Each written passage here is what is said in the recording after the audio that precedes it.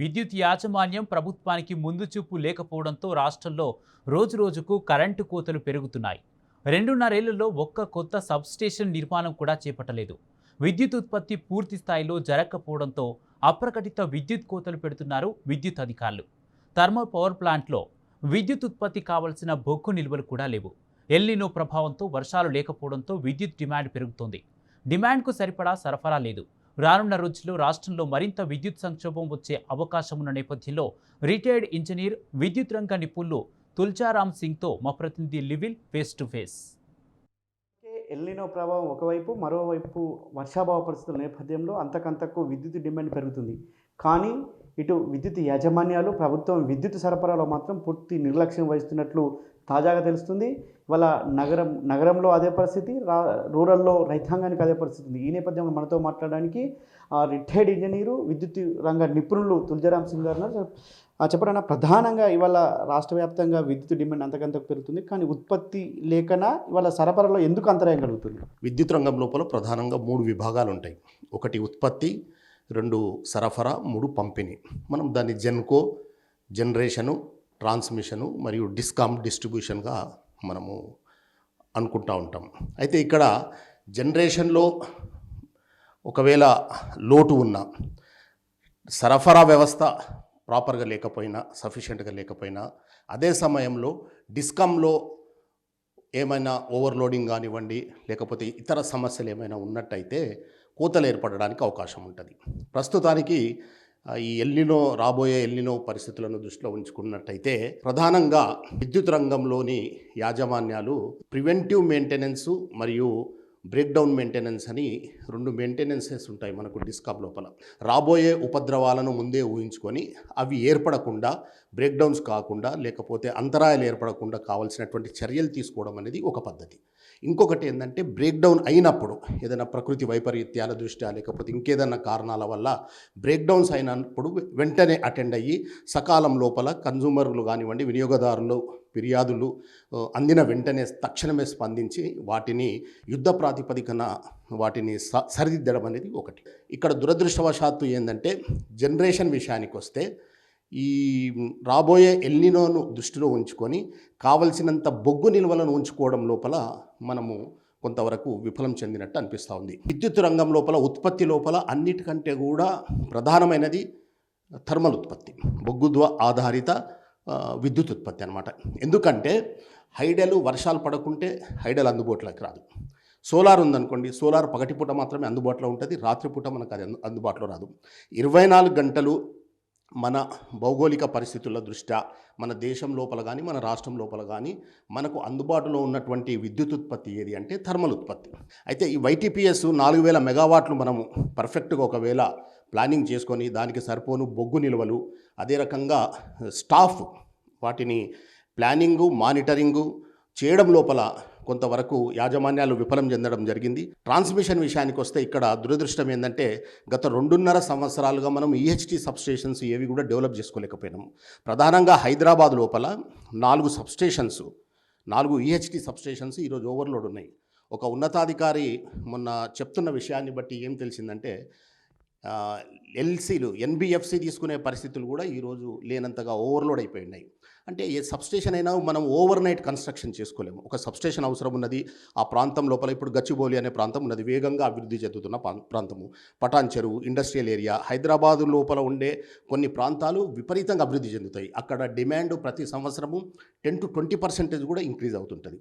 వాటిని మనం ఫోర్కాస్ట్ చేసి ముందే అంచనాలు వేసుకొని రాబోయే లోడుకు అనుగుణంగా మనం అక్కడ సబ్స్టేషన్లు నిర్మించుకోవడము, సబ్స్టేషన్లను యొక్క కెపాసిటీని, సామర్థ్యాన్ని పెంచుకోవడం లాంటి టెక్నికల్ జాగ్రత్తలు ముందే తీసుకోవాలి, సాంకేతిక జాగ్రత్తలు ముందే తీసుకోవాలి. ఆ విషయం లోపల కొంతవరకు వెనుకబడిపోయినాము. గత 2.5 సంవత్సరాలుగా తెలంగాణ వ్యాప్తంగా ఒక ఈహెచ్టీ సబ్స్టేషన్ కూడా మనం నిర్మించుకోలేకపోయినాము. అదొక పెద్ద లోటుగానే చెప్పవచ్చు. At the same time discom విషయానికి వస్తే, పంపిణీ రంగం విషయానికి వస్తే, బ్రేక్డౌన్ అయినప్పుడు పరిగెత్తే బదులు ముందుగానే ప్రీమాన్సూన్ ఇన్స్పెక్షన్ చేసుకొని డిఫెక్ట్స్ ఉన్న లైన్స్ అన్నింటిని కూడా సరిదిద్దుకొని, వర్షాకాలం రావడానికంటే ముందే ట్రీ కటింగు, వంగిన పోలను సరి చేసుకోవడము, ఎక్కడైతే ఓవర్లోడ్ ఉండి తీగలు ప్రమాదకరంగా ఉంటే వాటిని సరిదిద్దుకోవడం, ఇటువంటి చర్యలు తీసుకోవడం ద్వారా మనము వర్షాలు పడ్డా కూడా బ్రేక్డౌన్లను నివారించవచ్చు. ఈ సంవత్సరము ప్రీ మాన్సూన్ ప్రివెంటివ్ మెయింటెనెన్స్ ముందుగానే తీసుకోలేకపోయినట్టు కనబడతా ఉన్నది. ఇప్పటికైనా ఈ ఎల్నినో పరిస్థితులను దృష్టిలో పెట్టుకొని యుద్ధ ప్రాతిపదిక లోపల చర్యలు తీసుకోవడం ద్వారా రాబోయే రోజులల్లో ఈ విద్యుత్ కోతల నుంచి మనం కాపాడుకోవచ్చు. నగరానికి వచ్చేసరికి ఎన్నడూ కూడా ఇంత ఇబ్బంది రాలే. వాళ్ళ చాలామంది టీజీఎస్పీడీసీఎల్కు అటు స్కాడాక్ కావచ్చు ఫిర్యాదులు చేస్తున్నారు, కనీసం కూడా పట్టించుకుంటలేరని చెప్పేసి. ఎందుకు కరెంటు కోతలకు ప్రధాన కారణం హైదరాబాద్లో మీరు అన్నట్టు ఒక హెచ్టీ సబ్స్టేషన్ పెట్టకపోవడం కారణమా, లేదంటే వీరికి ముందస్తు ప్రణాళిక లేకపోవడమా, లేదంటే అధికారులు మీరు ఉన్నప్పుడు అప్పుడు అదే అధికారులు ఇప్పుడు అదే అధికారులు, ఎందుకు అసలు నిర్లక్ష్యం? ప్రభుత్వంలోని వైఫల్యమా లేదంటే యాజమాన్యాల వైఫల్యం? వైఫల్యం అంటే ఏంటంటే ఒకటి monitoring, proper planning, infrastructure develop చేసుకోవడం, డైనమిక్ ఆఫీసర్స్ ఉండడము, డదానికి సంబంధించినటువంటి బడ్జెట్ కేటాయింపులు కావచ్చు. ఇప్పుడు ఒక సబ్స్టేషన్ ఉంది, ఒక ఏరియా లోపల లోడ్ విపరీతంగా పెరుగుతున్నది, దానికి సంబంధించి ఇన్ టైం లోపల నేను డెసిషన్ తీసుకోవాలన్నమాట. విద్యుత్ రంగంలో వచ్చే మార్పులకు అనుగుణంగా మనము అప్డేట్ కావడము, నూతన టెక్నాలజీని అడాప్ట్ చేసుకోవడము, అదే రకంగా దీనికి సంబంధించినటువంటి అఫీషియల్స్ కానీ స్టాఫ్ను కానీ లేకపోతే కార్మికులను కానీ బాగా అలర్ట్ చేయడము, వాళ్ళతోని పని రాబట్టుకోవడం ముఖ్యము. ఇవన్నీ చూసే బాధ్యత ఒక డైరెక్టర్ ఆపరేషన్ చూస్తారనమాట. డైరెక్టర్ ఆపరేషన్స్ ఈరోజు దురదృష్టవశాత్తు డైరెక్టర్ ఆపరేషన్స్ ఆంధ్రాకు సంబంధించిన ఒక అధికారి ఉన్నాడు. ఆయనకు తెలంగాణ గురించి ఏమాత్రం అవగాహన లేదు. ఆయన పనిచేసిందంతా కూడా ఆంధ్ర లోపల. హైదరాబాద్ యొక్క భౌగోళిక పరిస్థితులు కావచ్చు, హైదరాబాద్ లోపల ఉన్నటువంటి సబ్స్టేషన్స్, నెట్వర్క్ వ్యవస్థ, దీని గురించి ఆయనకు అవగాహన లేదు. లేకపోవడం వల్ల మేనేజ్మెంట్కు ఈయన సరిగ్గా అప్రైజ్ చేయలేకపోవచ్చు. రాబోయే రోజులలో ఏం సమస్యలు వస్తాయి, వాటిని ఎట్లా నివారించుకోవాలి, ఎట్లా అటెండ్ చేయాలి, ఏ సబ్స్టేషన్ అండర్లోడ్ ఉంది, ఏ సబ్స్టేషన్ ఓవర్లోడ్ ఉంది, ఏ లైన్స్ను బైఫర్కేషన్ చేసుకోవాలి, ఎక్కడ సబ్స్టేషన్స్ అవసరం నూతనంగా, వీటిని ప్లానింగ్ చేసుకోవడంలో డైరెక్టర్ ఆపరేషన్స్ చాలా కీలకమైన భూమిక ఉంటుంది అన్నమాట. గతం లోపల ఏంటంటే వేసవికాలం రావడానికంటే ముందు నుంచే ప్రణాళికలు చేసేవాళ్ళు. వేసవికాలం వచ్చిన తర్వాత వేసవికాలం అయిపోతుందంటే ఫీడర్ వైజ్ ట్రీ కటింగ్ అయిపోయిందా, ఇన్సులేటర్స్ మార్చిరా, లేకపోతే ఓవర్లోడ్ ఉన్న ఫీడర్స్ ఏమైనా ఉన్నాయా, ప్రతి విషయాన్ని కూడా డెప్త్గా గ్రాస్ రూట్ లెవెల్ వరకు వెళ్ళి క్షేత్రస్థాయి లోపల ఏం జరుగుతుందనేది కూడా ప్రతి చిన్న విషయాన్ని కూడా క్షుణ్ణంగా మానిటర్ చేయడం ద్వారా, పర్యవేక్షించడం ద్వారా దానికి సంబంధించినటువంటి మెటీరియల్ అవసరం ఉంటుంది. ఇప్పుడు ఫీల్డ్ లోపల పనిచేసే వాళ్ళు ఉంటారు, రాత్రి పనిచేయడానికి సిద్ధంగా ఉంటారు.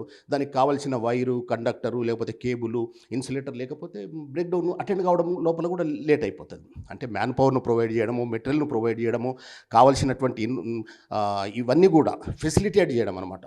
చాలా థర్మల్ పవర్ స్టేషన్లలో నాణ్యమైన బొగ్గు సరఫరా కూడా లేదు. నాణ్యమైన బొగ్గు సరఫరా లేకపోవడంతో విద్యుత్ ఉత్పత్తి ఆశించిన స్థాయిలో రావట్లేదు అనేది కూడా ఒక ఆరోపణ ఉంది. అది నిజమేనా?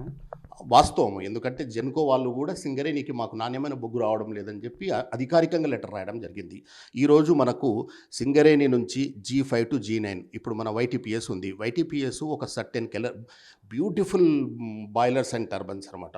ఏది మంచి టెక్నాలజీతోని అడాప్ట్ చేసుకున్నటువంటి ఇది వైటీపీఎస్కు కావాల్సినటువంటి నాణ్యమైన బొగ్గు సరఫరా కావడం లేదనేది ఇది క్షేత్రస్థాయి నుంచి వస్తున్నటువంటి ప్రధానమైన ఆరోపణ.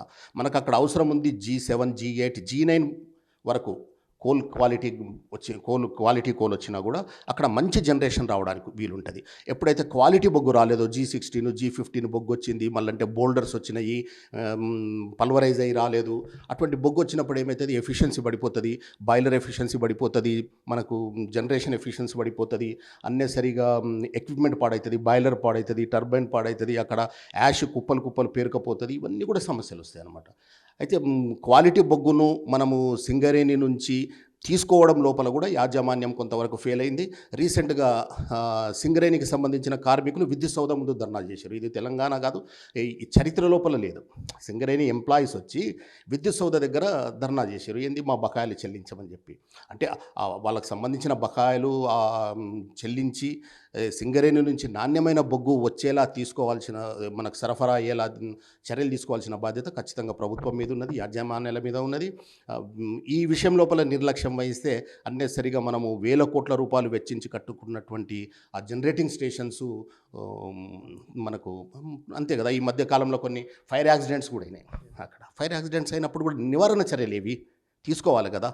నిజం చెప్పాలంటే ఈ విషయం లోపల ఇప్పుడు గతంలో కేవలం తెలంగాణ ఇంజనీర్లు మాత్రమే ఉండడం వల్ల పగలు రాత్రి 24 గంటలు ఒక్కొక్కరు 2, 2, 3, 3 షిఫ్ట్లు పనిచేసి తెలంగాణ సంస్థలను, మన విద్యుత్ సంస్థలను, మన రైతుల కోసము, మన ప్రజల కోసం కష్టపడి పనిచేయడం జరిగింది.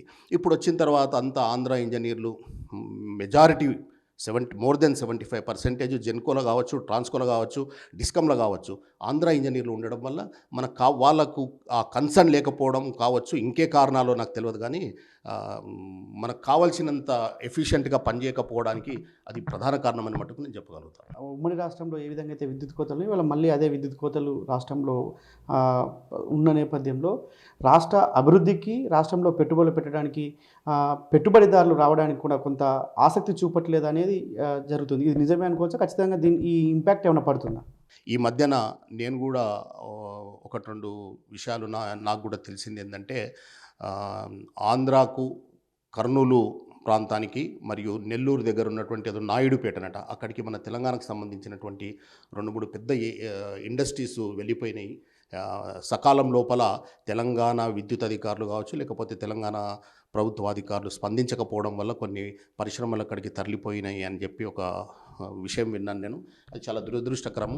మన దగ్గర కావాల్సినంత జనరేషన్ ఉన్నది, కావాల్సినంత ట్రాన్స్కో ఇన్ఫ్రాస్ట్రక్చర్, ఈహెచ్టీ ఇన్ఫ్రాస్ట్రక్చర్ ఉన్నది, మంచి ఇంజనీర్లు ఉన్నారు, మంచి ఇన్ఫ్రాస్ట్రక్చర్ ఉంది. భౌగోళికంగా తెలంగాణ పరిశ్రమలకు అత్యంత అనుకూలమైన ప్రాంతము. ఏ పారిశ్రామికవేత్త కూడా ఆంధ్ర వెళ్ళాలని చెప్పి కోరుకోడు. అక్కడున్న భౌగోళిక పరిస్థితులు కావచ్చు, వాటి దృష్ట్యా తప్పకుండా ఒక సమశీతోష్ణ మండలమైనటువంటి తెలంగాణ లోపలనే ఇండస్ట్రీస్ పెట్టాలి అని చెప్పి ఎవరైనా ఆశిస్తారు.